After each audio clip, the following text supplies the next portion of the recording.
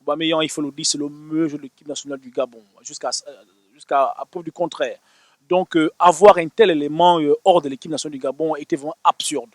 Le mieux, c'est l'avoir avec nous et non sans nous. Donc, c'était, je pense que le président a bien fait.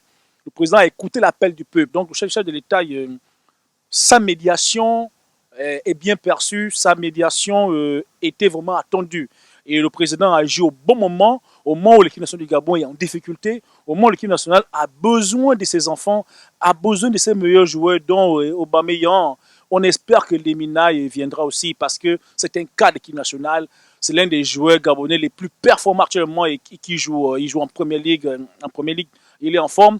Le match contre la RD, c'est un match capital. Il faut avoir tous les armes avec nous. Et Aubameyang et Mario Lemina font partie des armes redoutables de l'équipe nationale du Gabon. C'est une sage décision prise par Pierre-Emerick Aubameyang qui doit porter encore sa pierre à l'édifice, vu que notre formation nationale doit se qualifier pour la prochaine CAN en Côte d'Ivoire. Et la présence de Pierre-Emerick Aubameyang est la bienvenue pour pouvoir booster encore cette attaque des Panthères du Gabon avec le duo qu'il forme avec Aaron Boupendza et Denis Bouanga, ce trio, je voulais dire. Donc, c'est un trio qui va faire trembler les équipes adverses. C'est rien que sa présence. Je crois que les équipes adverses auront peur. Donc, c'est une très bonne nouvelle. On salue cette initiative de Pierre-Emerick Aubameyang qui a décidé de revenir sur sa décision de se mettre en retrait à l'équipe nationale.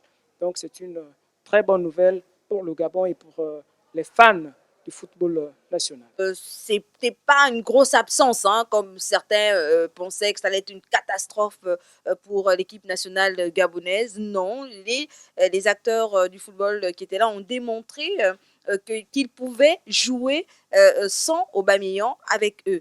Maintenant, s'il revient, tant mieux, mais s'il revient, qu'il revienne et qu'il soit vraiment discipliné. Ça veut dire être véritablement dans le coup avec les autres. Après, hein, tout le monde a quand même des faiblesses, mais je me dis, problème d'indiscipline, je me dis qu'il a essayé de revoir un peu sa position et peut-être faire table rase. Donc il va partir sur de nouvelles bases et ça va aller. C'est facile aujourd'hui de dire que voilà, il aurait dû demander des excuses, mais il est encore plus intéressant si on avait réellement les faits. Qu'est-ce qui s'est réellement passé du côté du Cameroun? Qu'est-ce qui justifie la démarche de Pierre-Emerick Aubameyang? Je suis désolé, mais jusqu'à présent, on n'a pas encore été clairement édifié là-dessus. Du coup, je me dis que si on parle d'excuses, c'est qu'il y a une culpabilité qui a été prouvée. Mais dans ce cas de figure, c'est un peu difficile parce que on va se souvenir de la sortie de Mario Lemina, puisqu'il était dans le même cas de figure.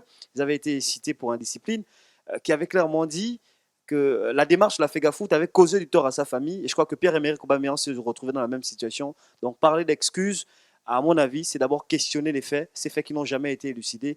Mais je crois que ce qu'on retient, c'est le retour de ce digne fils de la nation pour justement augmenter les chances de qualification pour le Gabon.